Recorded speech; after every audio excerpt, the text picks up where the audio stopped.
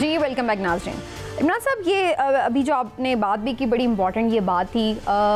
توہین عدالت کی درخواست دائر ہو گئی وزیر اعظم کے خلاف اور اس کو فکس بھی کیا گیا ہے سماعت کے لیے. آپ کو کیا لگ رہا ہے کہ یہ بیان کیا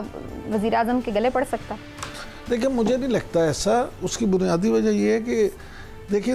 اس طرح کی باتیں پہلے بھی ہوتی رہی ہیں, اور وہ اس دن جسٹس اطہر من اللہ صاحب نے اٹارنی جنرل آف پاکستان سے بھی, منصور عثمان سے بھی یہ کہا تھا کہ وزیر اعظم کو بتا دیں کہ کوئی کالی بیڑے نہیں ہیں, اگر وہ سمجھتے ہیں کہ کوئی ایسی ہیں تو ہم بیٹھیں, آپ ریفرنس دائر کر دیں.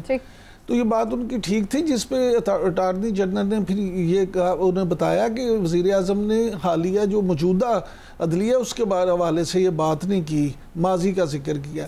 دیکھیں میں نہیں سمجھتا کہ اس پہ وزیر اعظم کے لیے کوئی مشکل ہو, اور یہ تو خود ویسے معزز جج صاحبان بھی اس بات کو تسلیم کرتے ہیں کہ ہماری جو ماتحت عدلیہ ہے اس میں کافی پرابلمز ہیں, تو وہ پرابلمز دور ہونی چاہیے. لیکن ویسے شہباز شریف صاحب کے بیان کو آپ سمجھتے ہیں مناسب بیان تھا وزیر اعظم کی حیثیت سے اس طرح اپنی ججز کو کہنا کہ جی کالی بھیڑیں موجود ہیں جو دن رات مشاورت کر رہی ہیں کہ کیسے ضمانت دینی ہے, اس طرح کا آپ کو لگتا ہے کہ مناسب بیان تھا ان کی طرف سے؟ میرا خیال ہے ایسا کہ وزیر اعظم شہباز شریف جو ہے نا, کیونکہ وہ پارٹی کا پلیٹ فارم تھا, وہ کوئی سرکاری وہ نہیں تھا, تو اس وقت وہ پارٹی کے صدر کی حیثیت سے اور اس کی حیثیت سے جب تقریر کر رہے تھے تو وہ صدر تو اب وہ بن گئے ہیں. نہیں وہ تو اس کے بعد بنے ہیں نا. نہیں اس وقت بھی وہی تھے کیونکہ قائم مقام صدر تھے نواز شریف صاحب, 28 مئی کو اب باقاعدہ الیکشن کے بعد صدر بن گئے. ہاں جی نہیں قائم مقام تھے. نہیں قائم مقام بھی شہباز شریف کو بنایا ہوا تھا. نواز شریف ہی قائم مقام تھے اور اس کے بعد ایک لیڈر کے طور پہ انہوں نے مسلم لیگ کے ایک رہنما کے طور پہ یہ بات کی. تو لیکن میں سمجھتا ہوں کہ پھر بھی وزیر اعظم کے منصب پہ جب آدمی ہو یا صدر مملکت کے منصب پہ, تو ان کو اپنی بات کرتے وقت کچھ وہ کرنا چاہیے. لیکن اب ہمارے ہاں عالمی ہے یہ جو ہم پہلے بھی بات کر رہے تھے کہ یہ سیاسی جو ہمارے لیڈر ہیں وہ شاید بات کرتے وقت اب لحاظ کرنا اپنی کمزوری سمجھتے ہیں. وہ کہتے ہیں جتنی بد لحاظی سے بات کی جائے گی اور جتنی بلنٹ اس کو وہ کہتے ہیں, حالانکہ میں ذاتی طور پہ یہ اس بات کو نہیں سمجھتا. بلنٹ ہونا یہ نہیں ہوتا کہ آپ منہ پھٹ ہو جائیں اور جو منہ میں آئے دل میں آئے وہ کرتے چلے جائیں. آپ کو بعض چیزیں ایسی ہیں جن پہ بات کرتے ہوئے آپ کو ضرور سوچ سمجھ کے بات کرنا. اچھا یہ آپ نے نیب ترامیم کی بھی عمران صاحب بات کی.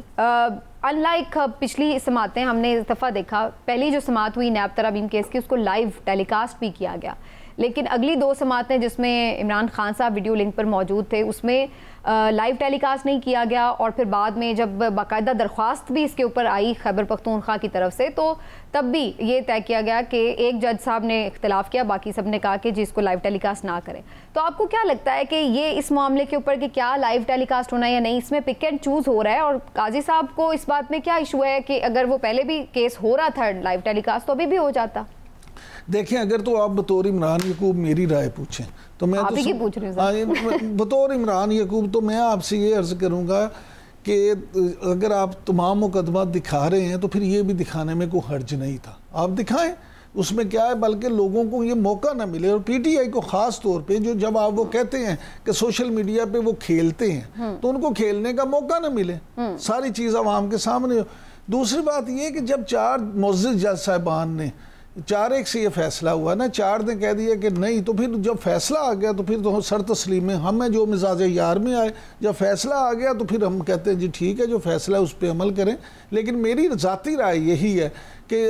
اس پہ دکھانا چاہیے تھا, کیونکہ اس پہ یہ بھی اب بعد میں جب فیصلہ آ گیا تو اس پہ بہت سے لوگ یہ بھی بات کر رہے ہیں, کورٹ رپورٹرز بھی, سینئر قانون دان بھی, کہ یہ اب باقاعدہ ایک درخواست تھی, ریٹن پٹیشن تھی کے پی حکومت کی طرف سے کہ لائیو ٹیلی کاسٹ کیا جائے. اب جب عام طور پہ کوئی درخواست آتی ہے تو اس کے اوپر ہیئرنگ بھی ہوتی ہے کہ آپ آرگیومنٹ بھی سنتے ہیں, اگلے کا جو درخواست گزار موقف لے کے آیا آپ اس کے دلائل سنتے ہیں. لیکن اس کیس میں ایسا نہیں ہوا. اس معاملے کے اوپر جو یہ ضمنی درخواست آئی اس کے اوپر کوئی موقف نہیں سنا گیا, کوئی دلائل نہیں لیے گئے, بلکہ جج صاحبان نے بغیر دلائل سنے ہی چیمبر میں جا کے اس کے اوپر مشاورت کی اور فیصلہ کر لیا. نہیں, ضمنی جو اپلیکیشنیں آتی ہیں ان میں معزز جج صاحبان کئی دفعہ عدالتوں میں یہ ہوتا ہے کہ وہ ضمنی درخواست کو لیتے ہیں اور پھر آپس میں مشورہ کر کے فیصلہ سنا دیتے ہیں, کیونکہ درخواست میں اس نے درخواست گزار نے اپنا موقف ہی تو پیش کیا ہوتا ہے. نہیں, اس کی تو استدعا ہوتی ہے نا, انہوں نے استدعا کی کہ جی لائیو ٹیلی کاسٹ کریں, اور انہوں نے اس کو ریفیوز کر دیا. لیکن وہ کیوں سمجھتے ہیں کہ کیوں کرنا ہے, اس کے اوپر انہوں نے کوئی دلائل نہیں لیے. بہرحال یہ ایک اسٹرانگ اوپینین تھی جو مختلف کورٹ رپورٹر جو سپریم کورٹ کو ریگولر کور بھی کرتے ہیں ان کی بھی توسط سے کہ ان کا یہ خیال تھا کہ یہ سپریم کورٹ میں دیکھیں میں نے تو اپنا خیال آپ کو پہلے بتا دیا کہ ہونا چاہیے تھا، لیکن یہ جو سوال ہے ضمنی درخواست والا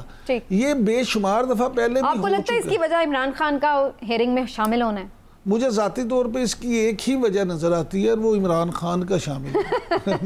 ٹھیک ہے عمران صاحب، میں سب سے پہلے آپ سے اس حوالے سے بات کرنا چاہتی ہوں کہ ہم دیکھ رہے ہیں بڑا اہم یہ معاملہ بانی پی ٹی آئی کے اپنے اکاؤنٹ سے ایک ٹویٹ ہوتی ہے، پھر اس کے اوپر بڑا ریاکشن آتا ہے، وہ بڑی وائرل بھی ہوتی ہے، اور اس کے بعد پھر پی ٹی آئی کی جو موجود قیادت ہے وہ اس سے تھوڑے پیچھے ہٹتے نظر آتے ہیں اور کہتے ہیں کہ انہیں معلوم ہی نہیں ہے کہ اکاؤنٹ کون آپریٹ کر رہا ہے، یہ بانی پی ٹی آئی کی اپروول سے ہوئی بھی نہیں ہے ویڈیو اپلوڈ۔ یہ سارا معاملہ آپ اس کو کیسے دیکھ رہے ہیں؟ کیا ریاکشن آنے پر بیک فٹ پر ہو گئے ہیں، یا پھر آپ کو نظر آتا ہے کہ واقعی سوشل میڈیا ان کا کسی کے کہے کار میں نہیں ہے، اپنے طور پر چیزیں چلا رہا ہے؟ بسم اللہ الرحمن الرحیم۔ سمینا سیدھی سی بات ہے کہ یہ تو ہو نہیں سکتا کہ بانی پی ٹی آئی کا اپنا سوشل میڈیا اکاؤنٹ ہو، اپنا ٹویٹر یا ایکس اکاؤنٹ ہو اور وہ ان کے کہنے سننے میں نہ ہو، خود ہی چل رہا ہو، لہٰذا یہ بات میں تو ماننے کو تیار نہیں ہوں۔ ان کی مرضی سے ہی ہو رہا ہے سب کچھ۔ اور یہ دیکھیں جس طرح کے وہ بیانات ماضی میں دیتے رہے ہیں، جس طرح کی میڈیا ٹاک وہ کرتے رہے ہیں اور جس طرح کے آرٹیکل وہ لکھتے رہے ہیں، تو اس میں اگر آپ تھوڑا سا اس پس منظر میں دیکھیں تو مجھے تو ذاتی طور پہ اس بات میں بالکل بھی کوئی ایسی بات نہیں نظر آ رہی کہ یہ ان کی مرضی کے خلاف ہوا ہو یا ویسے ہو گیا ہو۔ دیکھیں یہ ویڈیو جس بھی ٹویٹ اکاؤنٹ یا ایکس اکاؤنٹ سے اپلوڈ کی گئی ہے وہی اصل میں اس کا ذمہ دار ہے، اور اس سے لا تعلقی ظاہر کرنے کا فائدہ کوئی نہیں ہے۔ دیکھیں ابھی وہ بندہ تو جیل میں ہے، میری گزارش تو سنیں نا، لیکن ان کا اکاؤنٹ تو چل رہا ہے نا، انہوں نے ہی رائٹس دیے ہیں نا۔ اگر انہوں نے رائٹس نہیں دیے اور وہ اکاؤنٹ کوئی ویسے ہی چلا رہا ہے تو آج تک آپ یہ سوچ وہ کمپلین کر سکتے، ہاں جی وہ کمپلین کر سکتے تھے، وہ آج نہیں، یہ تو وہ کہہ بھی نہیں رہے کہ ان کی مرضی سے نہیں چل رہا، وہ یہ کہہ رہے ہیں کہ ان کی طرف سے انسٹرکشن ضرور ہوتے ہیں لیکن جو فائنل